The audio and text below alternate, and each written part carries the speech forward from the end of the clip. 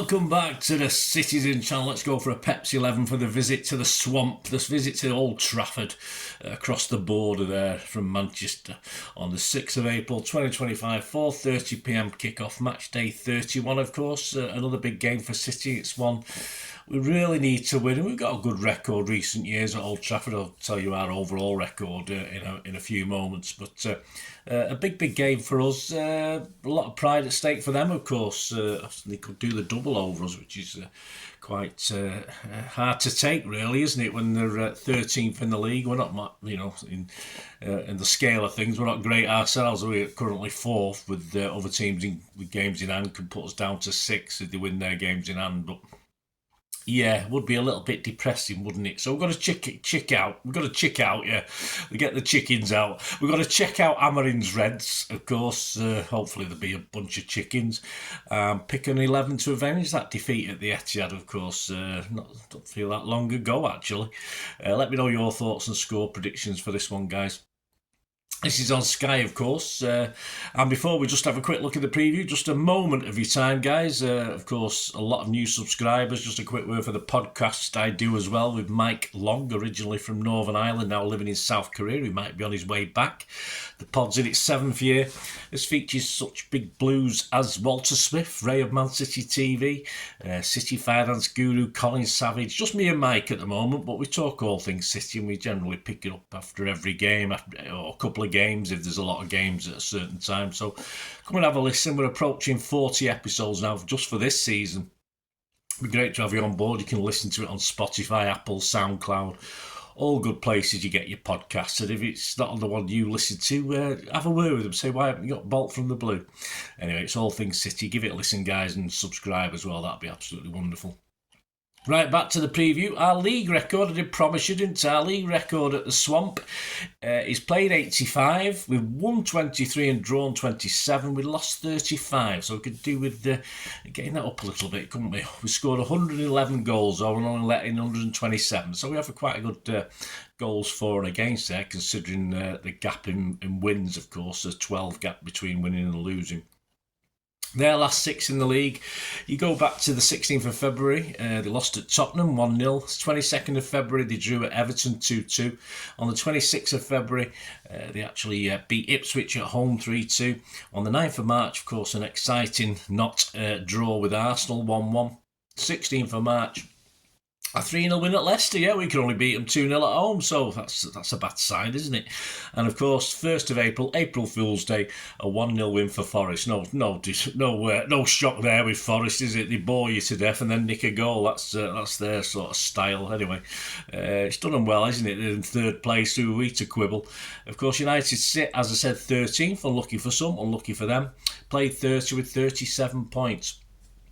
Their home form is only marginally better than the away form, let's be honest. Like us, we don't really have a clue what to expect from this one, do we? They've got individuals that can perform on the day, of course, and Amarin will not mind giving up possession, and we'll have to be better with it when we've got it. They'll be up for this. We need to ensure it's us who get our noses in front. If we allow them to take a lead, it could be a long afternoon for us. I'm not sure we have the resilience or character at the moment to turn things around if it goes against us, even despite a couple of recent wins. I'm still not overly confident.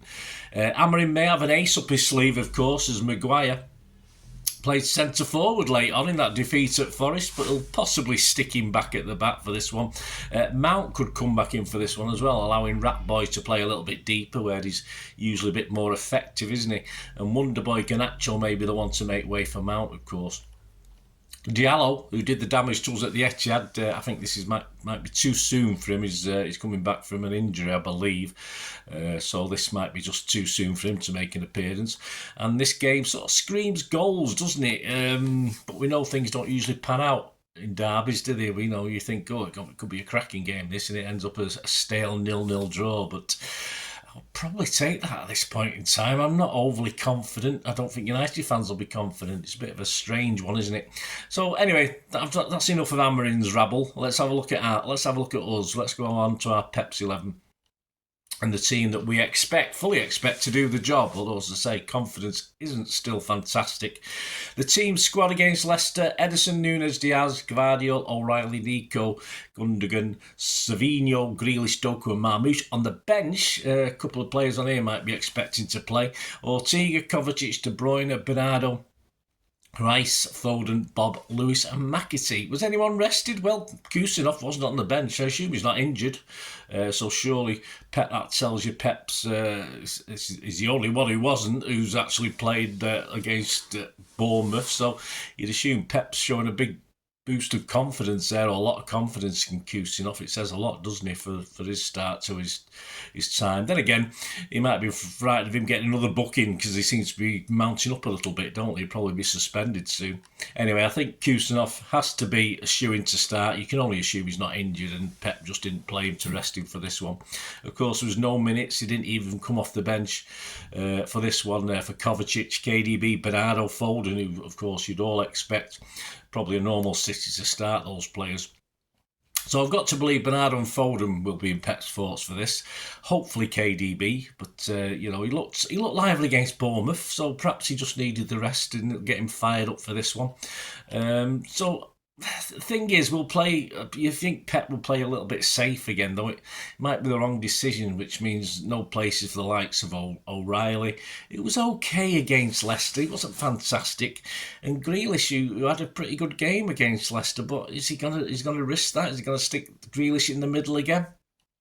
But will he go for both wingers? That's another interesting one. Of course, in theory, you had Grealish, Doku and Savvy, of course, against Leicester, but of course, didn't pan out like that, did it? Because Grealish was more of a roving around the middle of the park sort of thing. So will he go? Will he be bold? Will he be bold and try and get Marmoush in and have the two wingers? So anyway, having a look at those whys and wherefores. This is my 11 for this derby. I'm going to go, of course, Ederson in net. There's no doubt about that. I think the pace and, of course, strength over Lewis. Núñez will play in preference to Lewis at right back. I mean, Kusinov could play there, couldn't he? Kusinov could play on the left, on that right-hand side as well. But of course, if United are going to give up a lot of the possession, we'll probably be playing 2 or 3 at the back anyway at most times. So there's options for Núñez, of course, and Gvardiol to get up. So Ederson, Núñez, Kusinov, Diaz and Gvardiol at the back. You've got to go for Gonzalez, haven't we, Nico? I'll call him Gonzalez because it gets confusing now if Nico O'Reilly's being considered.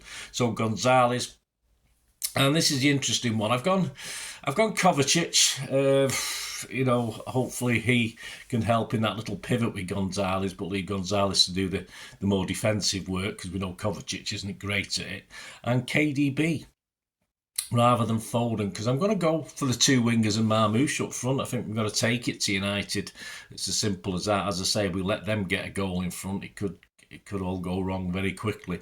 So I'm going to go Doku, Savvy and Marmoush up top. So I got 6 last time against Leicester, so I'm hoping I'll get a few more for this. I was totally way out on that Leicester game. My apologies, guys. I'm usually a little bit better than that, but I've no excuse. I was crap. Simple as that. There we go. So my 11, Ederson, Núñez, Kusinov, Diaz, Gvardiol, Gonzalez, Kovacic, KDB, Doku, Savvy and Marmoush. Of course, that means no Phil Foden against United, which is quite unusual.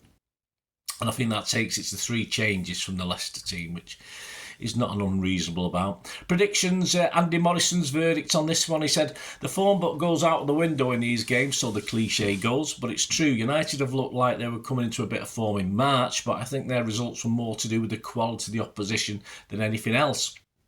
Still, the atmosphere will be good as they will sniff a league double, but I think we'll rise to the occasion. And Andy's confident. He's going to go for 3-1 for City.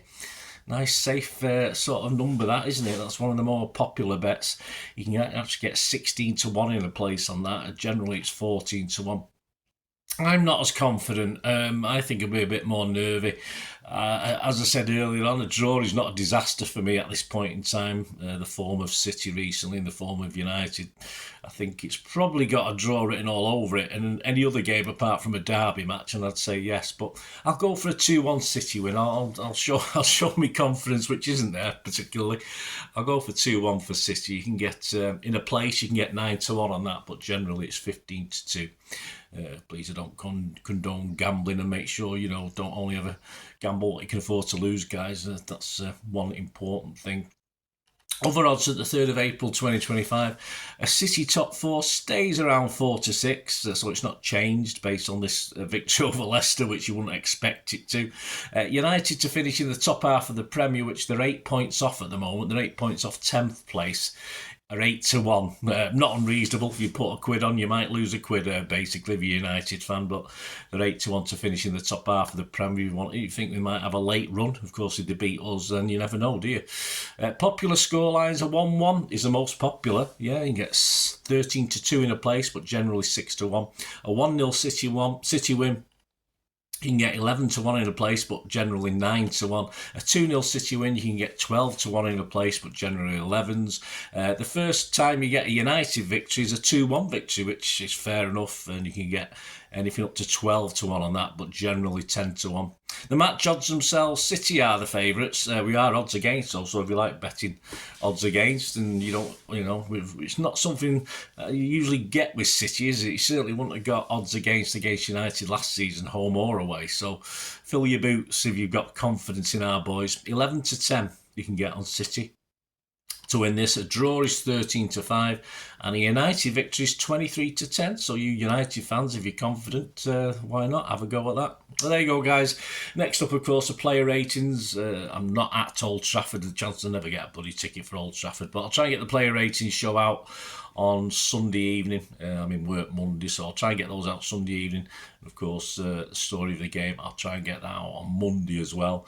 And then on Wednesday, obviously there'll be some other vlogs coming out, of course.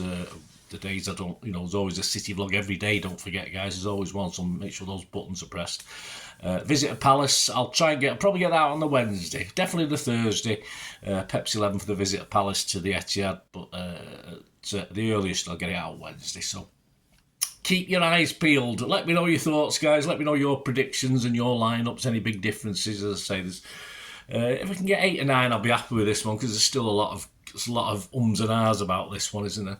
So thanks for watching. Let us know in the comments what you're thinking. Just great to have your views. And of course, if you like what I try and do on the channel, guys, I'm not too proud. If you want to try and support me, I don't do sort of live shows to top the money up. So if you can help me become a member, etc., or just watch a few ads and follow links, etc., that'll help me out. So all I ever ask for you is to find out how you can help me is to keep watching and listening. I hope you enjoyed the feature, and if you can support me through the subscription, if you can subscribe, guys, that'd be wonderful if you've not already done so. We do actually have memberships at the moment, just 99p a month, so you get access to all my City stuff, including all the history vlogs, dozens and dozens not been published yet that you get immediate access to, and every time I do a edit and do a vlog, you get immediate access to it as well. So you can have a copy of scripts as well if you want any hard copy of the sort of things I do on matches and teams and managers and players, etc., etc. So if you can join the membership, that'd be wonderful. We do fine. And if you want to support the channel just by watching the ads, that helps. Watch the ads, let them play through while you just have to check your phone or something, let it play out. And of course, if you follow any of the links, that always works as well. If you follow a link to one of the ads and you fancy something, I've done it myself. I've followed a link and actually purchased something from another organisation. But it can happen. It can happen. Not all ads are stuff you're not interested in. And of course, if you can give us a like, guys, that would be absolutely fantastic. All likes are much appreciated. Anyway, thanks for watching. Until the next time, of course, I only ever ask one thing, don't I? Please, I ask you all to stay safe, especially you Blues. Until the next time, come on, City. Bye for now.